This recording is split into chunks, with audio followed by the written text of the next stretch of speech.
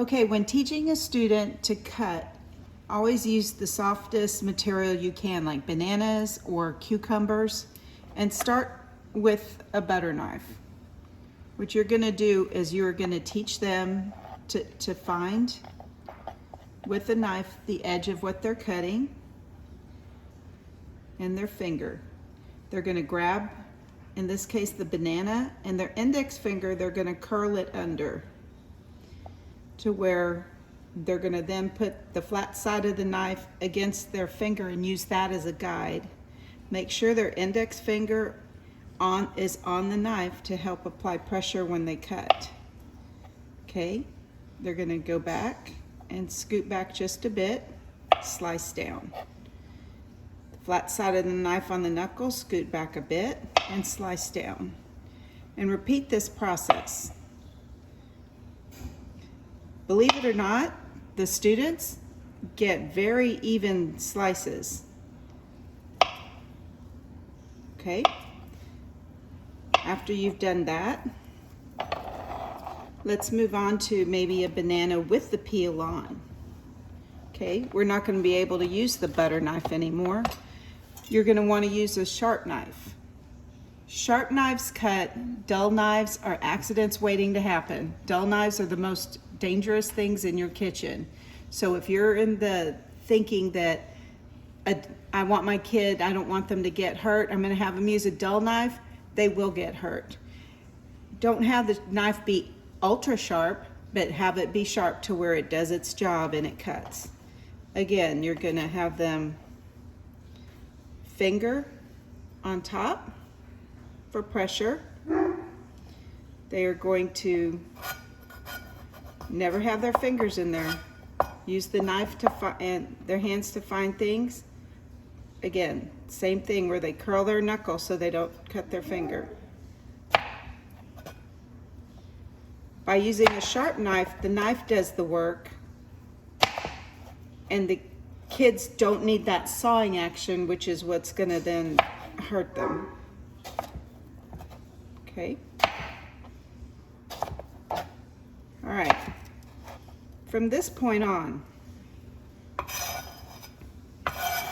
for our recipe today, we're going to use sausage, so they can make a good transition. Again, the knife finds what it is they need to cut, grab it, curl in their index finger,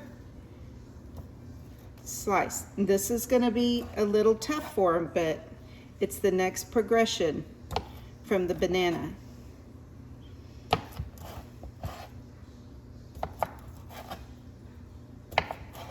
Scoot back a little, flat part of the knife to hit the knuckle. Make sure their thumb is back as well. Hand position is key. Once they get that hand position down, they will really get this quicker than you think.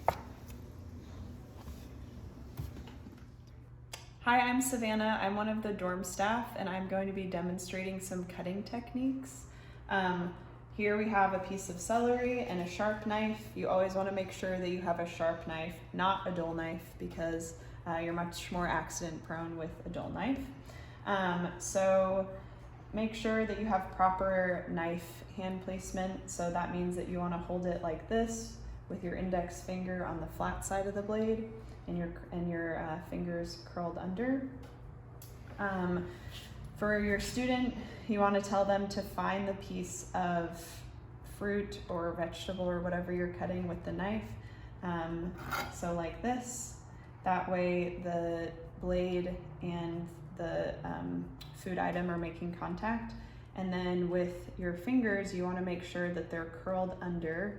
That way you don't chop off your finger. So here you can see that my fingers are flush with the blade, so I'm not going to be cutting anything that I don't want to be cutting. And my thumb is not out, it is tucked under and back. So to cut celery, you want to do some little pieces, so you just pull your hand back and then find the edge of your finger with the blade and cut down. Pull back, Find your finger, the edge of your finger with the blade. Pull back.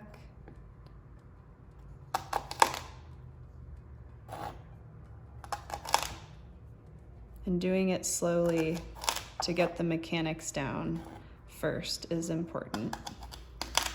So if I were to have my fingers out like this, that would be dangerous. I do not want to do that. I want to protect my fingers like so. So for cutting onions, you want to make sure that we have the right placement again. So your index finger on the flat part of the blade, and then your fingers tucked under. And you want your placement for the onion, since it's round, can kind of get away from you. So you want to hold your hand like this, so your thumb is tucked and your fingers are safe, and then place it like this. So the thumb is farther back and you're not going to cut your fingers when they're protected like this. So first with the onion, we have two sides that we don't want to be including in our recipe. So you want to have your hand like this with the fingers protected, and then find the onion with your knife and get your knife in there and cut down. And then you have a flat side, which is easier to cut on. And we're gonna get the other end as well. So you just turn it around, make sure that your fingers are in the safe position and securing the onion. Move up and cut. So now we have two flat sides, which is much easier to cut on. And then we'll just do the same thing. Go like this.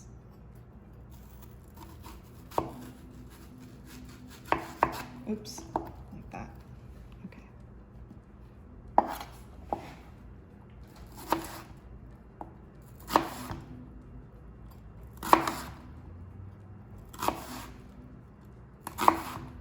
Like so.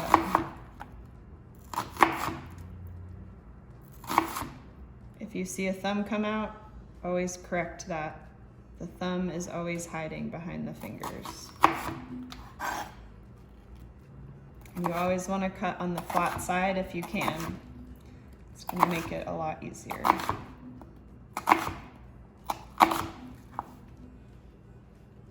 And if you want to have smaller pieces of onion, minced onion, then you can take this and put it into the food processor. All right, we're gonna cut the potatoes. So proper knife placement with your hand. You wanna make sure that these fingers are rolled under and your thumb steadies against the side and your index finger is atop the flat part of the blade.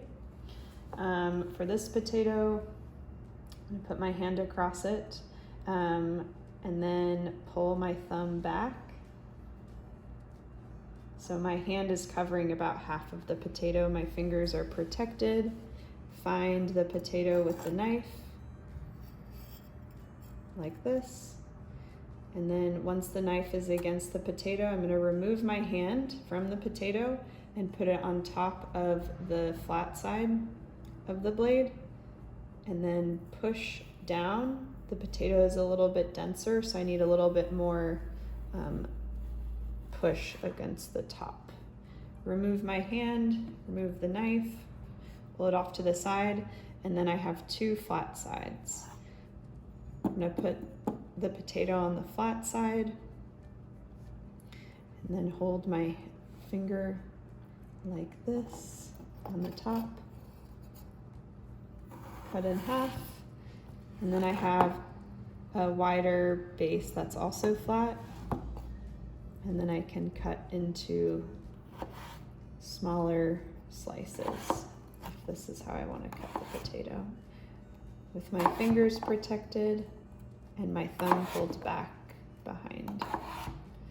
And then from there, if you wanted to do smaller pieces, you can just have the same placement of your hand. Your thumb tucked back,